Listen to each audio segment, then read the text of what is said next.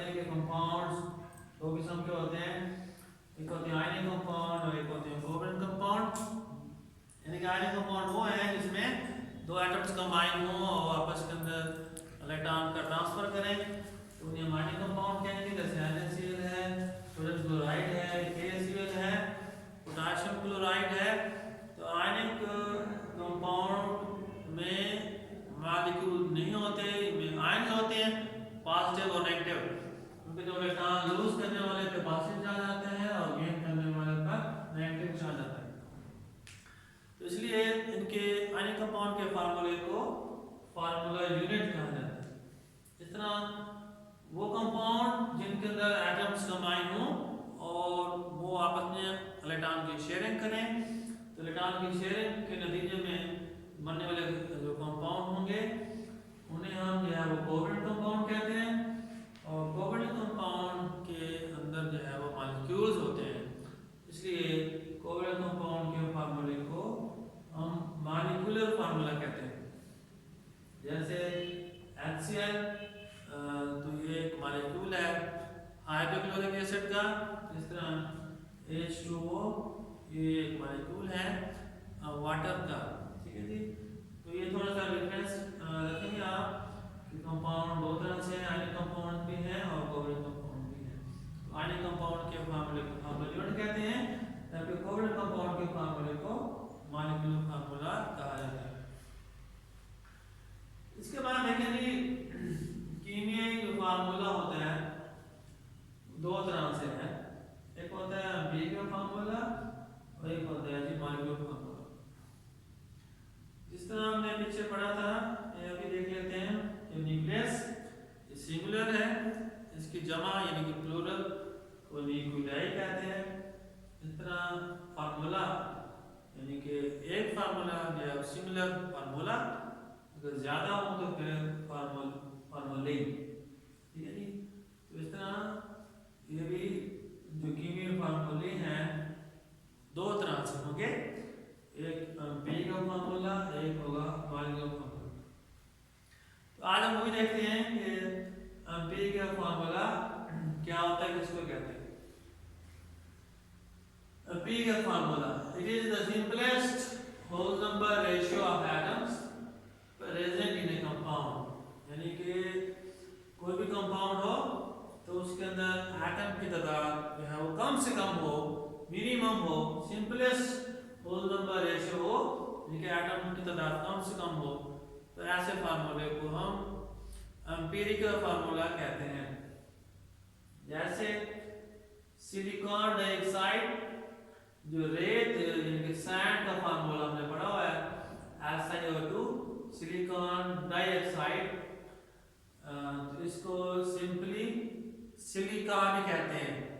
Silicon dioxide या silica या इसका कॉमन नाम है सैंड यानी कि रेत। फार्मूला इसका है SiO2। तो इसमें हम देखें Si एक सिलिकॉन एलिमेंट उसका सिंबल है और O ऑक्सीजन का। तो इसमें अगर हम देखें कि इनके कितने कितने एटम्स कंबाइन हुए हैं, तो सिलिकॉन Si उसका एक ही एटम है 1। इस तरह ऑक्सीजन के दो एटम हमें नजर आ रहे हैं यानी कि 1:2। तो ये सिलिकॉन डाइऑक्साइड के अंदर एटम की तादाद 1:2 है। सिलिकॉन का एक एटम है जबकि ऑक्सीजन के दो एटम है। अब इनके एटम की तादाद को हम और मजीद सिंपलीफाई नहीं कर सकते, तो यही इसका सिंपलेस्ट फार्मूला है। तो सिंपलेस्ट किसी भी कंपाउंड के सिंपलेस्ट फार्मूले को ही एम्पिरिकल फार्मूला कहा जाता है। फिर हम देखते हैं definition, this is the simplest whole number ratio of atoms present in a compound. कि कोई भी कंपाउंड हो अगर उसके अंदर एटम की तादाद सबसे कम हो, मिनिमम हो, सिंपलेस्ट रेशियो हो, तो उस कंपाउंड के ऐसे फार्मूले को हम एम्पिरिकल फार्मूला कहते हैं। तो जिस तरह सिलिकॉन डाइऑक्साइड यानी कि रेत का फार्मूला SiO2 था, जिसमें सिलिकॉन का एक एटम है और जबकि ऑक्सीजन के दो एटम है। अब इनके एटम की तादाद को और हम मुख्तसर नहीं कर सकते, यही इसका सिंपलेस्ट रेशियो है। तो SiO2 सिलिकॉन का यही इसका एम्पिरिकल फार्मूला है। दूसरी एग्जांपल देखते हैं ग्लूकोज, जिसका फार्मूला होता है C6। इनके कार्बन के 6 एटम है, AH12, हाइड्रोजन के 12 एटम है और ऑक्सीजन के 6 एटम है, यानी कि 6:12:6। तो इन तीन एलिमेंट्स की ये रेशियो है। तो ये इसका सिंपलेस्ट या एम्पिरिकल फार्मूला नहीं है। हम इस ग्लूकोज में मौजूद मुख्तलिफ एलिमेंट्स के एटम्स हैं, इनकी तादाद को और सिंप्लीफाई करते हैं और कम से कम करते हैं। तो हम देखते हैं कि अगर हम इसको यूं सिंप्लीफाई करें कि 6 1 6, 6 2 12 और 6 1 6, यानी कि अब रेशियो बन गई 1:2:1, यानी कि कार्बन का एक एटम लिखें, हाइड्रोजन के 2 एटम लिखें और ऑक्सीजन का एक एटम लिखें, ठीक है, CH2O 1:2:1। तो ये ग्लूकोज का सबसे सिंपलेस्ट फार्मूला होगा, जिसमें एटम की तादाद हमने जो है वो कम से कम कर ली है। इससे मजीद एटम की तादाद कम नहीं हो सकती। तो ये CH2O ये ग्लूकोज का एम्पिरिकल फार्मूला होगा।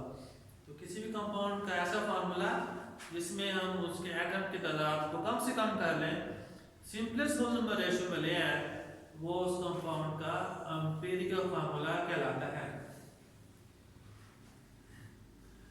अब आपको पता है कि कंपाउंड जो है वो दो तरह से होते हैं, आयनिक कंपाउंड भी होते हैं और कोवलेंट कंपाउंड भी होते हैं। अब हमने दो एग्जांपल देखी हैं, सिलिकॉन डाइऑक्साइड और ग्लूकोज, ये दोनों ही कोवलेंट कंपाउंड हैं। तो इस तरह सिलिकॉन डाइऑक्साइड के अंदर एटम की तादाद को कम नहीं करना पड़ा, तो जो उसका फार्मूला था वही एम्पिरिकल फार्मूला भी वही बन गया। जबकि ग्लूकोज के को एम्पिरिकल हमने खुद बनाया कि हमने उसके एटम की तादाद को और कम से कम कर दिया। इसका मुकम्मल जो फार्मूला है वो C6H12O6 है, लेकिन हमने जब इसके अंदर एटम्स को मुख्तसर किया, कम से कम किया, तो उसका फार्मूला CH2O बन गया। यानी कि ये आप इस ग्लूकोज का एम्पिरिकल फार्मूला, यानी कि उसका सिंपलेस्ट फार्मूला है। अगर हम आयनिक कंपाउंड की बात करें, तो आयनिक कंपाउंड जैसे कि आप जानते हैं, ionic compound exist in 3 dimensional network form. Ionic compound जो है वो उनके अंदर जो पार्टिकल्स हैं वो सैल की तरतीब में होते हैं, 3 डायमेंशनल फॉर्म में होते हैं। Each ion is surrounded by oppositely charged ion to form a neutral compound। और हर आयन को उसके मुखालिफ चार्ज वाले आयन ने घेरा हुआ होता है। और आयनिक जो कंपाउंड है वो आयन पर मुश्तमिल होते हैं। जैसे ये NaCl है, तो Na पॉजिटिव आयन क्योंकि इसने इलेक्ट्रॉन लूज किए हैं, और Cl नेगेटिव आयन इसने इलेक्ट्रॉन गेन किए हैं। तो कोई एटम जितने इलेक्ट्रॉन लूज या गेन करता है उतने उसके ऊपर चार्ज आ जाता है। तो आयनिक कंपाउंड आयन के बने होते हैं, इनके ऊपर पॉजिटिव नेगेटिव जो चार्ज होगा वो इक्वल होता है। इसलिए हम कहते हैं कि आयनिक कंपाउंड जो न्यूट्रल है, इनके पॉजिटिव और नेगेटिव चार्ज एक दूसरे को जो है वो कैंसिल कर देते हैं।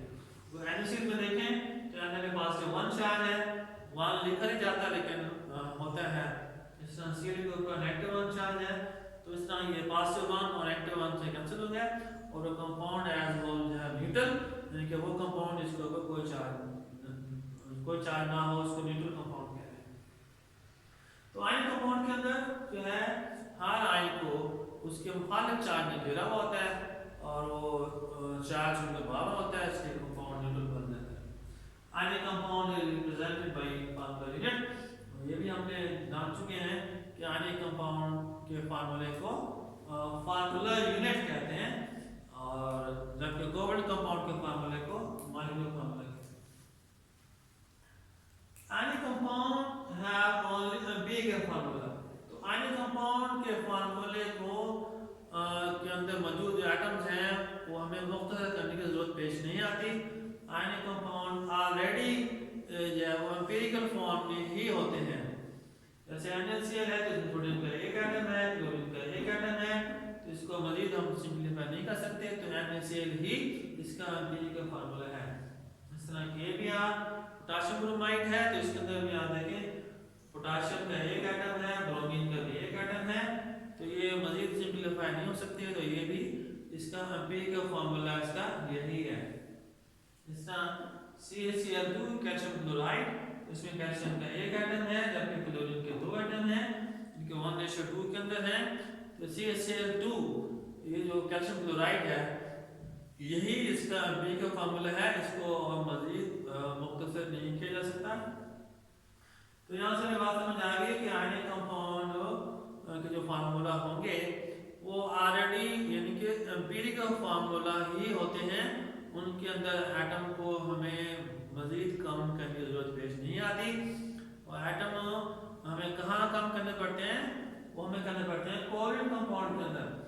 कोवलेंट कंपाउंड के अंदर भी कुछ के हमें एटम जो है वो कम करने पड़ेंगे, उनको सिंप्लीफाई करना पड़ेगा, और कुछ जो है वो ऑलरेडी सिंप्लीफाई होंगे।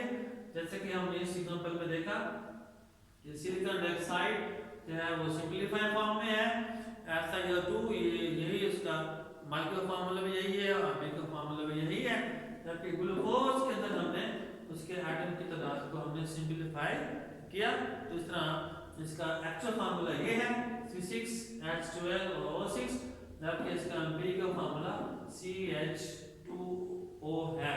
तो इस तरह जो आयनिक कंपाउंड है वो पहले से ही सिंपलेस्ट फॉर्म में होते हैं, इसलिए उनको मजीद एटम की तादाद को हम सिंपल करने की जरूरत नहीं होती। तो जो उनके फार्मूले होंगे वही एम्पिरिकल फार्मूले भी वही बनते हैं। तो जैसे कि हमने ये भी जान लिया कि आयनिक कंपाउंड के फार्मूले को फार्मूला यूनिट कहते हैं, वो ऑलरेडी ही सिंपलेस्ट फॉर्म में होते हैं। तो यहाँ पे डेफिनेशन है कि फार्मूला यूनिट जो है वो किस से क्या मुराद है, डिफाइन फार्मूला यूनिट। तो ज़ाहिर फार्मूला यूनिट जो है ये आयनिक कंपाउंड के लिए ही होगा। It is defined as the simplest whole number ratio of ions as present in the ionic compound is known as formula unit. इनका ऐसा फार्मूला जिसमें जो आयनिक कंपाउंड के अंदर आयन होते हैं, पॉजिटिव इलेक्ट्रॉन आयन, इसलिए यहाँ पे लिखा हुआ है ऐसा फार्मूला जिसके अंदर आयंस जो हैं वो सिंपलेस्ट होल नंबर रेशियो में हो, तो उस फार्मूले को हम फार्मूला यूनिट कहते हैं, और वो फार्मूला ज़ाहिर है आयनिक कंपाउंड का ही होगा। जैसे कि यहाँ पे हमने देखा कि NaCl के अंदर ये जो पॉजिटिव इलेक्ट्रॉन आयंस हैं वो 1:1 में है, यानी कि ऑलरेडी ही जो है वो सिंपलेस्ट फॉर्म में ही है। इस तरह पोटेशियम ब्रोमाइड के अंदर देखें ये भी पॉजिटिव नेगेटिव आयंस तो हैं, पोटेशियम में पॉजिटिव चार्ज और ब्रोमाइड में नेगेटिव चार्ज, तो ये सिंपलेस्ट फॉर्म में है। तो फार्मूला यूनिट यानी कि आयनिक कंपाउंड का ही होगा जिसके अंदर आयन जो है वो ऑलरेडी सिंपलेस्ट फॉर्म में ही होंगे।